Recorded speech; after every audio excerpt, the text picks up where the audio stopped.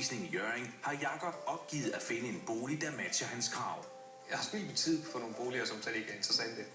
Derfor vil Jakob nu bygge sit helt eget villehus på en strandgrund i Sæby, han har købt for noget tid siden. Den grund, jeg har købt af den ene årsag, at den ligger direkte på stranden.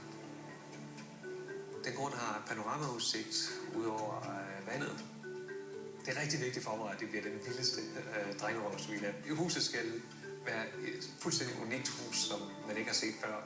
Og når folk kigger på det første gang, skal de undres over, om det her det er et hus, eller hvad katten det er, der er her på stranden.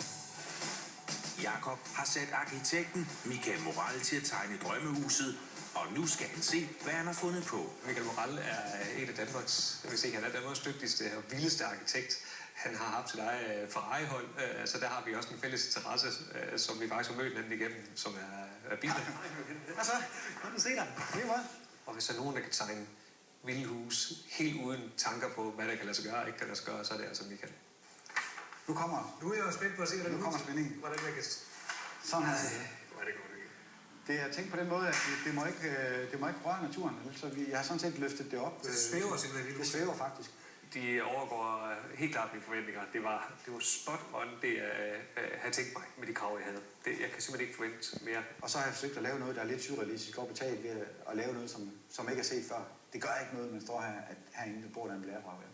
Det gør ikke noget. Nej. Altså, det her er det ultimative drengerøvs, blærerøvs, ikonvilla, du kan forestille dig. Du kan i hvert fald ikke finde noget i Danmark, der minder om det her.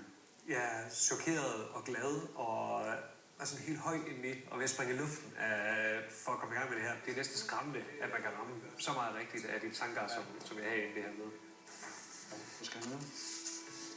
Jeg glæder mig helt vildt til det. Værsgo, ja. Ja, tusind tak. Tusind tak, det er godt, ja. Vi ses snart, ikke også? Skal du have det godt? Det er godt. Hej.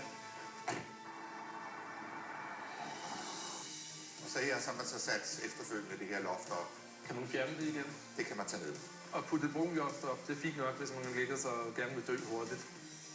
Værsgo, mig. Så er nærmere. Jeg er sgu ind over. Hold da op. Gud, det er noget helt andet.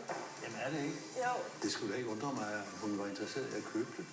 Og det er jo det går ud på. Fed location, fed rum. Det spiller hun noget. Det gør det virkelig.